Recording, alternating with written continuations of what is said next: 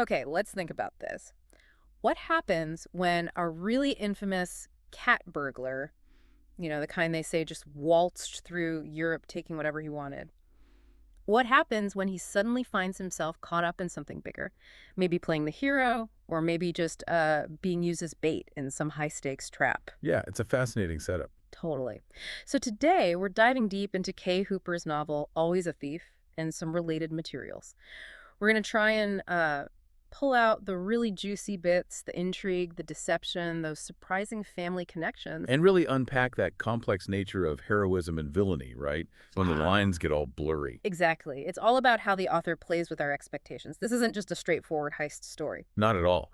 And it's interesting, the author herself, Kay Hooper, she talks about this book being a reimagining of an older romance novel she wrote. She specifically wanted to give these characters more depth. More room to breathe. Yeah, more complexity.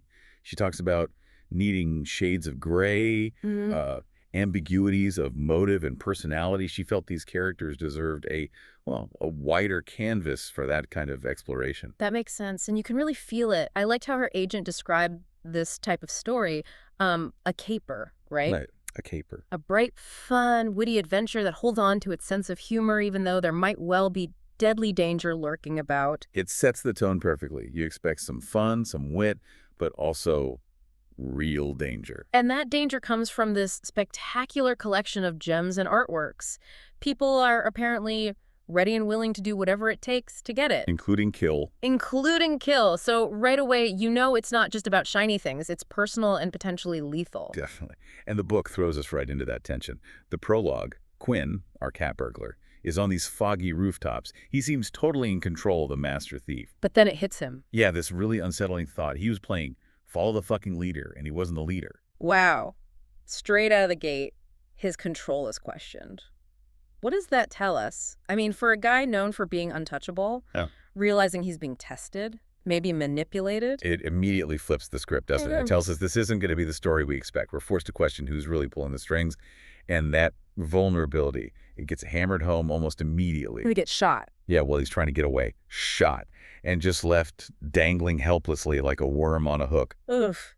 So much for the infallible thief. Exactly. The author just tears down that invincible image right away. It makes him surprisingly human, despite his reputation. And that vulnerability is actually what brings in the next key player, Morgan West, the exhibit director. Right, and she's caught in a really tough spot. She knows the collection she's in charge of is basically bait for Quinn, but she also has this feeling, this nagging feeling that Quinn hadn't left San Francisco. She feels guilty for not reporting him. Right. But also responsible for protecting the exhibit. It's a classic conflict. Totally. What does that tell you about her character right off the bat? She's not just some by-the-book curator. No, she's got this inherent sense of something more complicated than just rules. Yeah. And then there's that detail about the ring Quinn left her. The concubine ring. Yeah. She won't wear it, but the book says she had a habit of taking it from her jewelry box and staring at it for long minutes each night. That speaks volumes, doesn't it? Conflict, maybe attraction. Something is definitely going on there beneath the surface. Absolutely. It sets up the drama perfectly for when Quinn actually shows up at her door. Bleeding. Badly wounded. Yeah. And she helps him. She patches up his gunshot wound, and that's when she learns his real first name is Alex. And the irony just ramps up from there, because who does she call for help? Max, the owner of the collection, the guy setting the trap. Right. To get a doctor for the very guy the trap is meant for, the book even says, ironic, it was insane. It's brilliant. It just completely tangles them all up together, blurring those hero-villain lines even more. It's like the author's saying, forget your categories. Totally. And speaking of tangled relationships, the next scene blows everything wide open. When Max and Jared show up. Yes. And we get the bombshell, Quinn, Alex, and Jared. They're brothers. Boom. That changes everything. How so? I mean, it's a great twist, but what does it do to our understanding of Quinn and this whole setup? Well, it completely shatters that lone wolf thief idea, for starters. Yeah. And it makes you rethink everything about loyalty and what villainy might actually be hiding. Because then we find out... And it's not the real target. Exactly. He's actually working with Interpol. They're after someone else entirely. A different thief. Nightshade. Nightshade. And this guy is described as a far more violent and dangerous personality than Quinn. Which immediately escalates things, right? This isn't just about theft anymore. Not at all. Nightshade always uses a gun. Leaves a dead rose as a calling card, sometimes on a body, sometimes where a gem used to be. And he's killed people. 8 murders in the past 6 years, according to the text. This guy is seriously bad news. So the whole exhibit, Mysteries Past, the one Morgan's directing. It's all bait, specifically for Nightshade. Okay, wow. And then things get even darker with the Jane Doe. Yeah, the murdered woman found near the museum.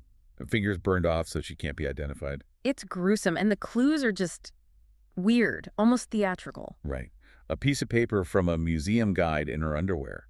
The murder weapon, a knife, hidden inside a statue in the museum basement. And then later they find Black Widow venom in her system, but it was administered after she died. It's bizarre. What does that kind of trail suggest? It feels like someone's playing games.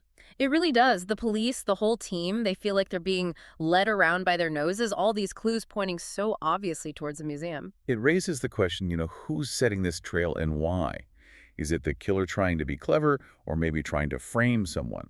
It's pure psychological manipulation. And speaking of manipulation, let's talk about Quinn, or Alex. He's living this double life. 2 different men, as Morgan sees it. There's the charming public Alex Brandon. And then the secret nighttime operator, Quinn. And Morgan realizes that Alex, the charming guy, has been deliberately distracting her, using his charm as cover for whatever Quinn was doing at night. She calls him a master magician, a hell of a natural actor. How does that duality play into the themes of the book? Deception, identity. It's central, isn't it? It shows how identity can be a tool, a performance. And Quinn even admits it, reluctantly. He says being Alex was one of those improvised turns. And he did it specifically because of Morgan. Yeah, he says he went public just because of her, to make her seem harmless to Nightshade and to keep her attention away from his own nightly activities. So is it manipulation, or is there genuine feeling there too? It's complicated. It's incredibly complicated. He's using her, yes, but maybe also protecting her and protecting himself. He even does this risky thing, borrowing the Carstairs diamonds. As a good faith gesture for Nightshade, to gain his trust. Exactly. He's playing a very dangerous game. And then we find out why he's so invested in catching Nightshade. It's not just Interpol business. No, it's deeply personal.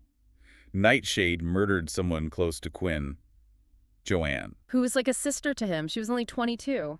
That just changes the whole equation, doesn't it? It's not just a job anymore. It's revenge. It's justice for Joanne. Absolutely. It gives him this incredibly powerful personal motivation. And his plan is just audacious. Partnering with Nightshade, pretending to be his ally. Right. He convinces Nightshade he needs Quinn's electronic skill, his knowledge of security systems, to steal the main prize, the Bannister collection. It's brilliant, but incredibly risky, especially since this whole operation is off the books. Totally unofficial. Interpol Command doesn't know the details. Quinn and Jared could end up in jail if this goes wrong. That just amps up the tension, the stakes. It shows the level of trust or maybe desperation involved. They're operating way outside the lines. And it's a real team effort, isn't it? Max providing the bait collection, Storm setting up this secret internal security system. Yeah, this clever little welcome mat that Nightshade knows nothing about. And Wolfe dealing with the gas canisters Nightshade plans to use. Everyone has a role in this complex trap. Okay, so the climax. Everything comes together. Nightshade is revealed. Leo Cassidy.